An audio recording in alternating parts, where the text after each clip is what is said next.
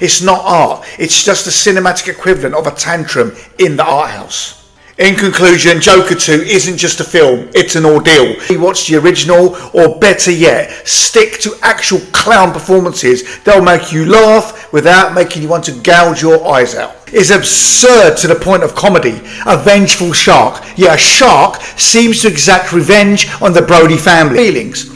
The dialogue is painfully wooden. The performance is so lackluster that you'll wonder if anyone even bothered to read the script. The special effects are an embarrassing throwback to the days of rubber sharks and underwater miniatures. The shark looks like a puppet you'd find at a low-budget theme park, and not even the majestic swells of the ocean can hide its stupidity. The shark's intelligence is laughably nonsensical. It's not even trying to be a real animal anymore. It's a sentient, revenge-seeking monster, because why not, eh? The plot is a half-baked disaster, with characters doing things that defy reason at every single turn. The fact that the shark can follow the Brody family across the ocean, somehow knowing they're always near, is a level of contrivance that could only have been dreamed up by someone who forgot the concept of suspension of disbelief existed. The infamous ending, it's so preposterous that it leaves you gasping for air, not in excitement, but in sheer disbelief, with every line sounding like something you've heard 100 times before in way worse movies. Instead of snappy banter, we get tired quips that land with all the grace of a brick through a window. The film wants to be a fun, cheeky romp, but instead it's an exercise in excruciating predictability and cringeworthy humour that falls flat on its face. In short, Gold Diggers is the cinematic equivalent of watching paint dry. If the paint was stained with bad jokes, poor acting, and a complete lack of creativity. It's a soul-sucking experience that wastes your time and your will to live. The film pretends to be a heartfelt journey of self-discovery, but it comes off as more of a dull, shallow after-school special. Every attempt at drama feels phony and hollow, and don't even get me started on the comedy. It's a joke that never lands. The silent moments that are supposed to be poignant or thought-provoking end up being awkward, stretching the already paper-thin premise into an agonising 91 minutes of sheer tedium. The supporting characters, including the cringeworthy subplot with his wife, aren't fleshed out in any meaningful way, leaving you emotionally adrift. And the spiritual guru character, more like a caricature from a 90s sitcom than a credible source of wisdom. And by the end, you realise the movie's lesson was buried under the layers of forced sentimentality and shallow life advice that feel more like platitudes than insights. In short, 1,000 words is 1,000 too many for a film that's devoid of both laughter and substance. It's an unrelenting slog that squanders Murphy's talents, not to mention your time. Don't watch this movie. Anyway, let me just test it out. Let's type it out, just like I did in the film. I did it for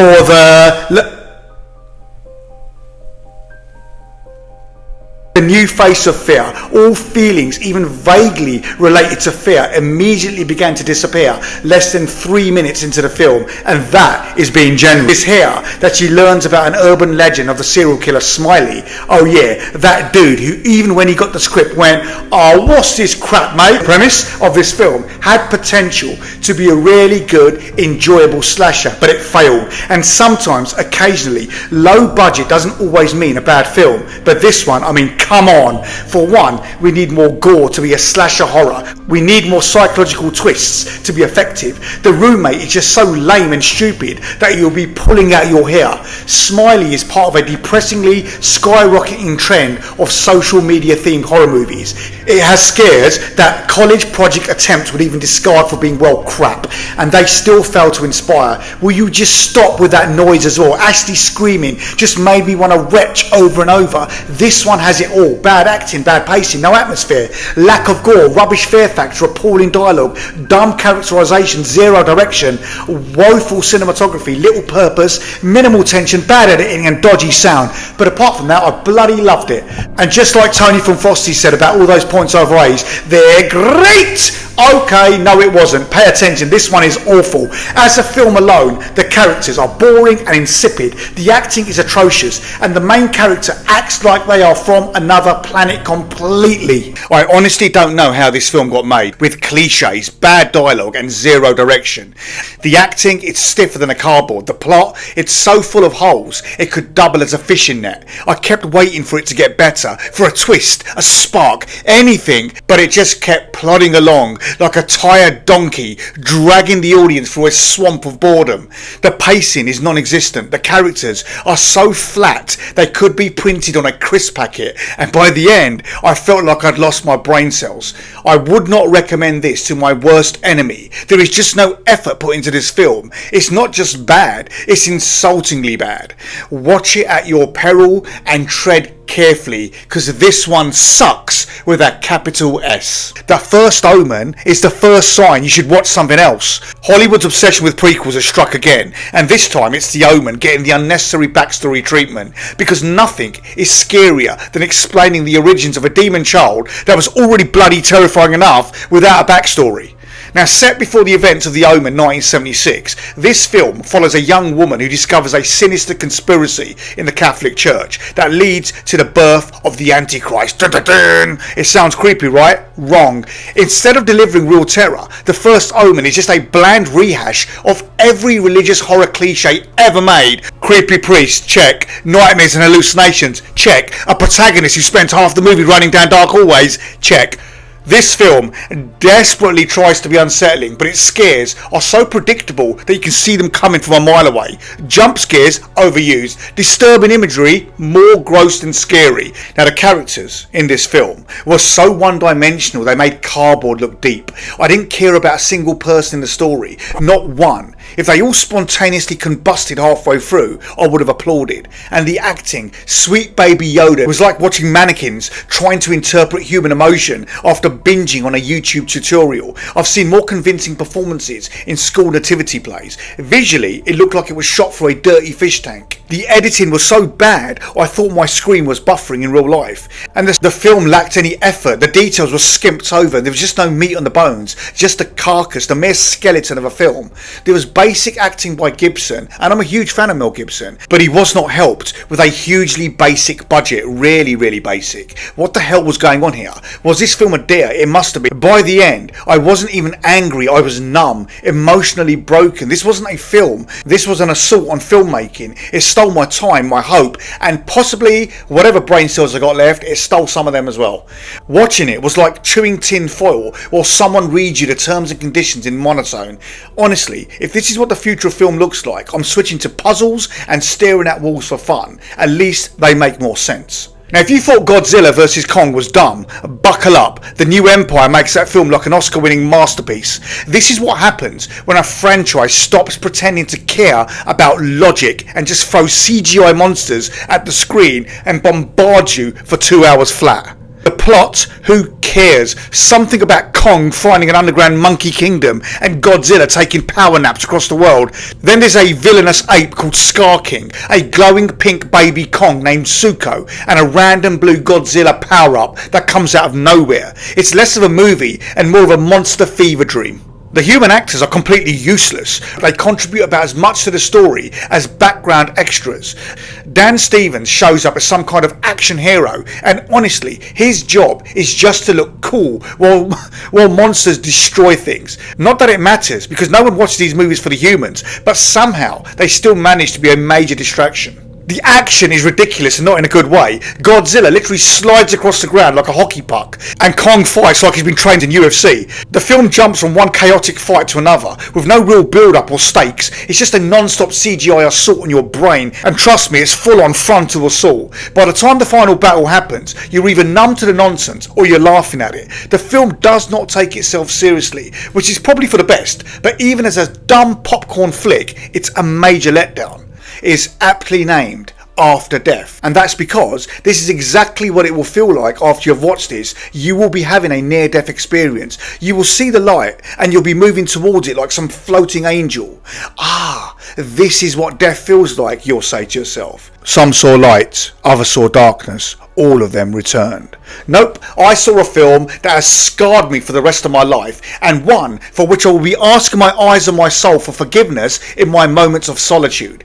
This one was pure nonsense. The whole thing felt like a TikTok compilation. I want my money back and I want my time back. Hell, I want compensation for emotional damages. This film isn't just bad, it's the equivalent of a wet fart in a crowded lift. It thinks it's deep, but it's about as profound as a cereal box. Watching this felt like slowly drowning in lukewarm porridge. Scene after scene of nothing, just dead eyes, slow pans, and dialogue so dull it could knock out a rhino. I really didn't know it was possible to fall asleep with your eyes open until this disaster came along. It was like ASMR for rage. This film is on the money. The film delves deep into the world where filler, looking your best, Botox, magic life transforming needles, facelifts, implants and skincare routines, and having that downright obsession with youth are at their peak in every social circle and in the media. The substance will make you think and call into question whether the new better you is really you, and if all you really want is cracked up to be everything you actually wanted. This film will show you that you are one, but perhaps not the same. It's a really good film. It's clever, it's gross, its close-up of needle going into body shots will make you vomit into your hand, and the constant sound effect punctuated throughout makes this an eerie and a fun watch. Now, Demi Moore and Margaret Qualley were an excellent duo, and then Dennis Quaid played a Hollywood sleazeball as best and as wicked as anyone could have done, and it just works sublimely. Did you know that Ray Liotta was cast in a film in February 2022, but he died in May that year? What a great actor. But before he could film his scenes, Dennis Quaid then replaced him. Now, the substance is amazing. The shots, the blood, the guts, the score, the editing, the acting, and Demi Moore. The production design and even the costumes are well thought out, and the decisions that the characters are making are understandable and are the results from the characters' determination to achieve their goals and make this a mesmeric film. This is one of those movies that would not do justice seen at home. You need to be watching this on the big screen to feel the waves, the oohs, the ahs and the rushes of energy from the crowd. It's an experience to say the least. You will laugh, you will look away, your jaw will drop and you'll feel sick, you'll feel uncomfortable, but you will love it. It is possibly the most vile, grotesque and absurd film I've had the misfortune of watching, but I mean that in a really good way. I actually bloody love this film. It's incredible filmmaking, award-winning acting and a smashing soundtrack all in one, and this is one of my favourite films of 2024. The quick shots, the close-ups, the sounds, the grisly needle shots to build up the tension, and then the resplendent and lively colours are just sick, and it's a very slick looking style of film that will have you drooling for more. Instead, it throws you straight into the trenches where death is sudden, brutal and often meaningless. Now, this film has got stunning cinematography. The film is visually breathtaking, capturing both the eerie beauty and the absolute horror of the battlefield. Every frame feels meticulously crafted. It's realistic and it's unflinching combat. The battle scenes are raw, chaotic and horrifying, making you feel the full weight of every bullet, every explosion and every bayonet thrust. Unlike many war movies that sneak in a sense of glory, this film reminds you that war is nothing but suffering for those on the front lines.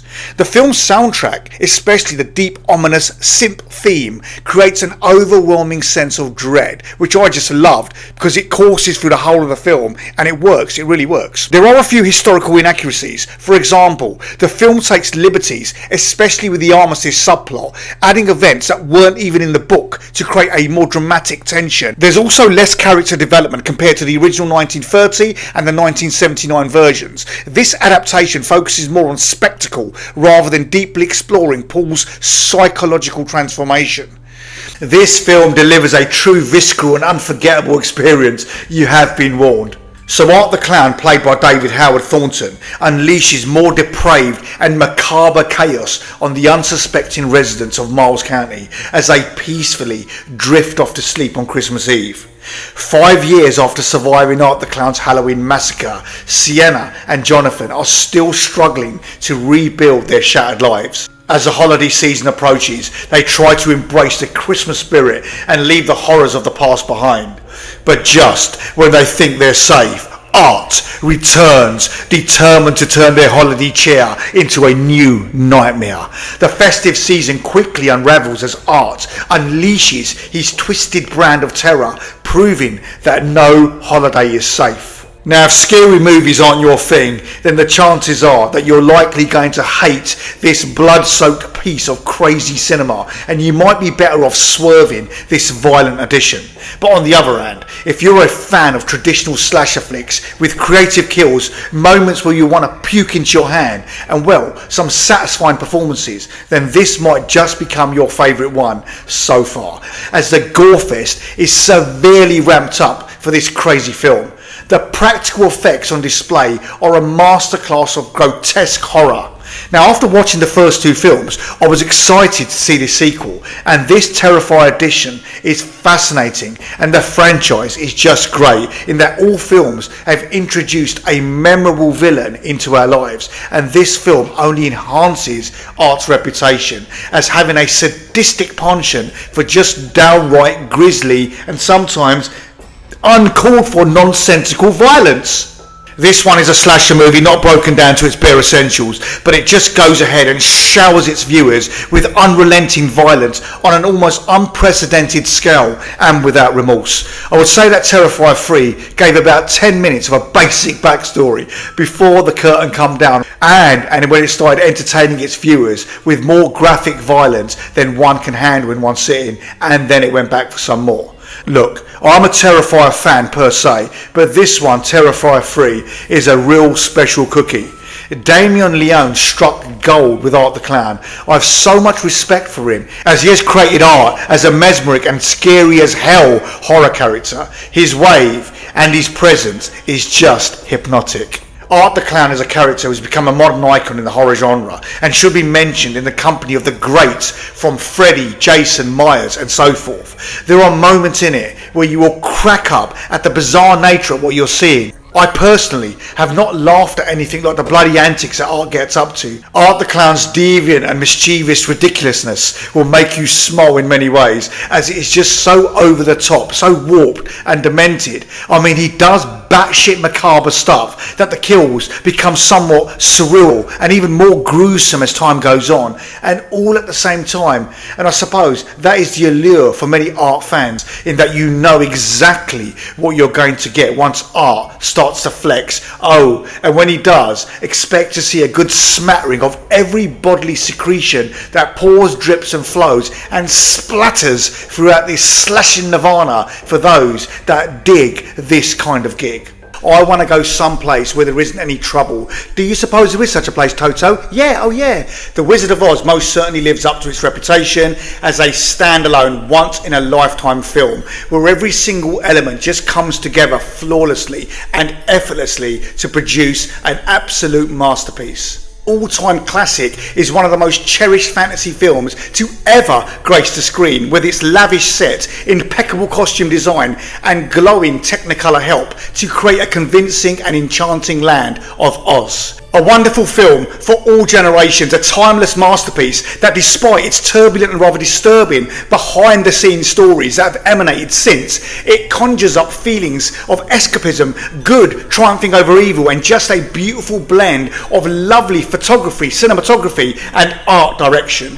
It is simply unforgettable and transcends all generations in a way that very few films can and have ever done. Now, if you have not seen this movie, then we need to check you for a pulse and help get that big rock off of you, as you have missed something special here with this one. Now, how have you not watched this classic? It was a staple every Christmas for years in my house. This was the film that we looked forward to most growing up, when the radio and the TV Times magazines used to come out. I see some of you nodding there. And this one got circled straight away as the one that we would all watch together. Just brilliant and so magical and so dreamy. So this film, an elaborate adaptation of L. Frank Baum's 1900 fantasy classic, The Wonderful Wizard of Oz, is a fantastic tale about a Kansas farm girl who's spirited off to the wondrous land of Oz. And from the opening scenes, the film just tingles with freshness, opulence and such beauty, such resplendent beauty.